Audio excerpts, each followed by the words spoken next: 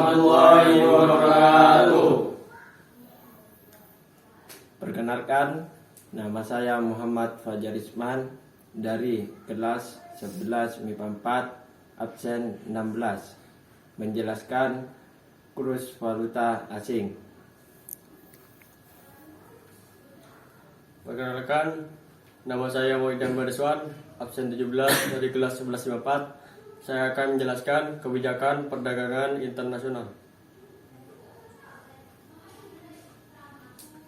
Perkenalkan, nama saya Muhammad Rio Hasil Azim dari kelas 11 MIPA 4 absen 18. Saya akan menjelaskan tentang konsep perdagangan internasional. Assalamualaikum warahmatullahi wabarakatuh. Perkenalkan, nama saya Muhammad Rafli Alfianto, absen 19 dari kelas 11 MIPA 4. Saya akan menjelaskan tentang kebijakan perdagangan internasional. Perkenalkan, nama saya Naufal Rifki, absen 20 dari kelas 11 MIPA 4. Saya akan menjelaskan kurs valutation asing. Perdagangan internasional merupakan sebuah perdagangan yang dilakukan antar negara guna menciptakan siklus dagang yang secara menyeluruh dan mendunia atau antar negara. Perdagangan ini bisa dilakukan oleh negara-negara yang melakukan kerjasama secara ekonomi, bahkan sesama pengusaha antar negara. Latar belakang adanya perdagangan secara internasional ini karena tidak semua negara mampu memenuhi kebutuhan negaranya akan barang atau jasa. Oleh karena itu, perdagangan secara internasional ini menjadi penting dan memiliki manfaat antar negara sehingga bisa memenuhi kebutuhan masyarakat. Atas dasar kebutuhan dan saling menguntungkan, kedua belah pihak tentunya perdagangan antar negara ini sangat membantu dan bermanfaat. Bagi negara yang membutuhkan barang atau jasa, sudah terbantu pemenuhan kebutuhannya. Dan bagi negara yang menawarkan barang serta jasa, juga mendapat keuntungan secara finansial dari negara lain. Berikut teori-teori dalam perdagangan internasional. 1. Teori keunggulan mutlak. Teori ini menjelaskan bahwa perdagangan secara internasional akan memberi keuntungan pada suatu negara dengan syarat negara melakukan produksi menetap harga lebih rendah dan dibandingkan dengan harga yang telah ditetapkan di negara lain. Misalnya, produksi negara A menentukan 5 sabun per jam, sementara itu di negara B 2 sabun per jam.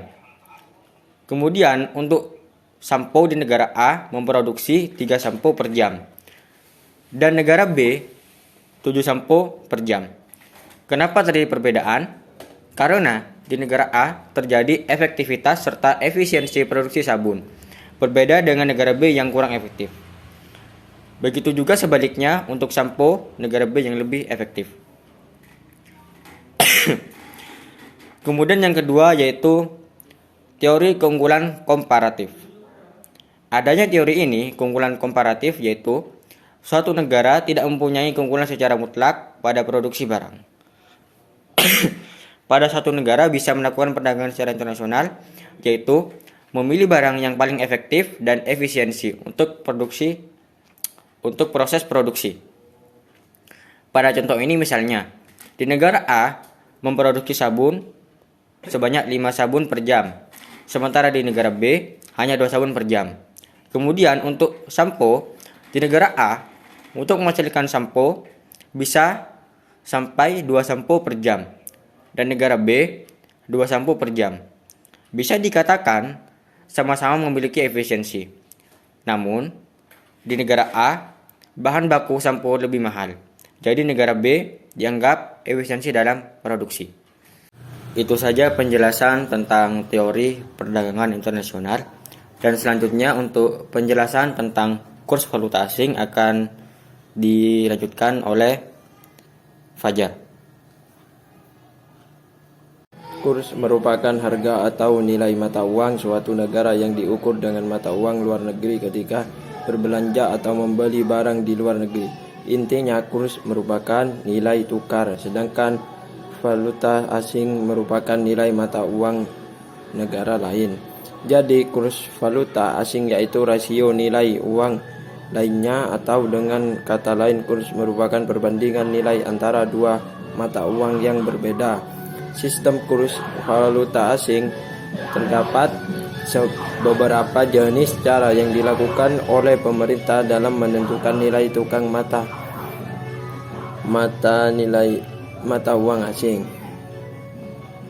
Sistem kurs tetap fixed exchange rate. Sistem kurs tetap merupakan sebuah kondisi nilai tukar mata uang domestik ditentukan oleh pemerintah, sehingga pemerintah melakukan berbagai langkah dan kebijakan untuk mengatur nilai mata uang pada harga tertentu. Segala fluktuasi pergerakan harga dapat diredam oleh pemerintah atau negara, kata lain diintervensi. Sistem kurs bebas atau mengembang floating exchange rate. Sistem kurs bebas merupakan pembuatan kurs terdiri dari suatu pemerintahan dan penawaran dari mata uang asing, sehingga pemerintah tidak ikut campur dalam menentukan kurs mata uang yang akan ditukar. Untuk penjelasan selanjutnya dijelaskan oleh Noval Rifki. Sistem kurs mengambang terkendali atau terkontrol, floating exchange rate. Sistem kurs terkendali merupakan sistem di mana pemerintah dan pasar sama-sama memiliki kebebasan dalam menentukan nilai tukar mata uang, sehingga nilai tukar dapat bergerak bebas naik atau turun. Guna pemerintah di sini adalah untuk menghindari gejolak yang tajam. Fungsi valuta asing antara lain alat tukar dan pembayaran internasional, alat pengendali kurs, alat memperlancar perdagangan internasional. Jenis kurs valuta asing: kurs jual, harga yang diberikan oleh bank kepada seseorang yang ingin membeli mata uang asing. Kurs membeli, harga yang diberikan oleh bank kepada seseorang yang ingin menukarkan mata uang asing. Kurs tengah, harga yang diberikan oleh bank antara kurs jual dan kurs beli. Penjumlahan kurs beli dan kurs jual yang dibagi dua. Selanjutnya akan dibacakan oleh Idam Bariswan. Kebijakan perdagangan internasional merupakan langkah dan peraturan yang dikeluarkan oleh pemerintah dengan tujuan mengatur struktur, komposisi, dan arah perdagangan. Perdagangan internasional agar sesuai dengan apa yang dikendalikan oleh pemerintah. Perdagangan internasional harus dilaksanakan dengan penuh pertimbangan yang matang, karena hal seperti ini akan sangat berpengaruh terhadap kondisi perekonomian nasional. Sebab itulah diperlukan kebijakan-kebijakan tertentu dalam perdagangan internasional. Secara garis terdapat dua kebijakan, yaitu kebijakan perdagangan bebas dan kebijakan proteksionis. Untuk lebih jelasnya, simak berikut ini. 1. Kebijakan perdagangan bebas.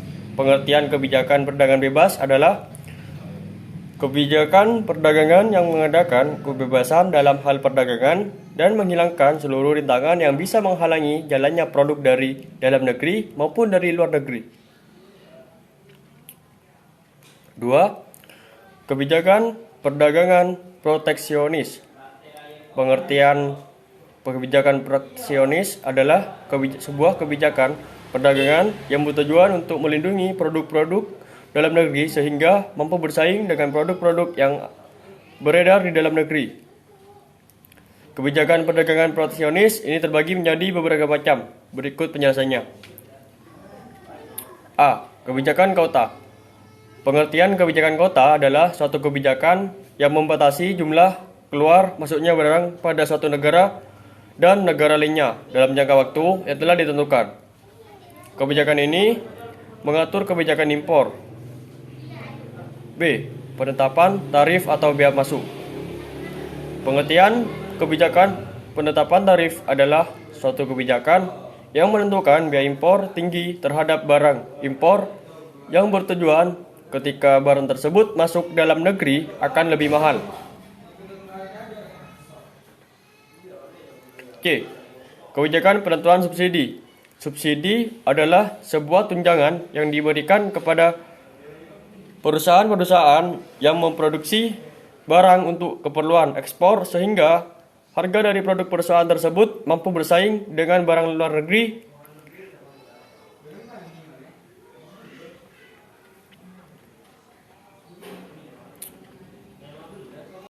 Selanjutnya akan dilanjutkan oleh Muhammad Rafli. D. Premi. Premi bisa diartikan sebagai hadiah atau penambahan dana yang berupa uang dan diberikan kepada produsen yang sukses dalam mencapai target produksi yang sudah ditentukan pemerintah dengan kuantitas dan kualitas yang tinggi. E. Larangan ekspor. Pengertian larangan ekspor adalah kebijakan yang diterbitkan oleh pemerintah untuk melarang kegiatan ekspor yang tidak dilandasi berdasarkan pertimbangan ekonomi, politik, sosial, dan budaya, atau kebijakan model ini hanya dilakukan sewaktu-waktu saja. F. Larangan impor. Kebijakan impor ini merupakan kebijakan pemerintah yang diambil sebagai pelindung industri kecil yang baru dalam negeri atau bisa juga untuk menghemat devisa. H. Politik dumping. Kebijakan ini merupakan kebijakan diskriminasi harga secara internasional dengan cara menentukan harga lebih rendah untuk barang luar negeri dan harga lebih murah untuk penjualan dalam negeri. Tujuannya adalah untuk memperluas dan menguasai pasar dengan mudah. Dalam hal ini, Cina paling depan. Tujuan. Berikut ini adalah beberapa tujuan mengenai kebijakan perdagangan internasional. Autarki. Autarki adalah sebuah jalan untuk menghindari dari pengaruh negara lain dalam beberapa hal, bukan hanya ekonomi, tetapi juga pada bidang politik dan militer. Kesejahteraan. Kesejahteraan merupakan salah satu kebijakan yang diambil dengan menciptakan kesejahteraan dan mengadakan perdagangan internasional. Ini akan memperoleh keuntungan maksimal dan terjadinya spesialisasi suatu produksi dan meningkatkan tingkat konsumsi masyarakat di suatu negara. Keseimbangan neraca pembayaran. Keseimbangan neraca pembayaran merupakan tujuan dari ditetapkannya kebijakan ekonomi internasional karena pada dasarnya kebijakan ekonomi internasional akan berpengaruh terhadap neraca pembayaran. Pembangunan ekonomi. Terjadinya pembangunan ekonomi merupakan salah satu tujuan utama diterapkannya kebijakan ekonomi internasional. Perlu diketahui bahwa ketika suatu negara mengalami pembangunan yang baik dan merata, maka ia menunjukkan bahwa kesejahteraan masyarakat terjamin.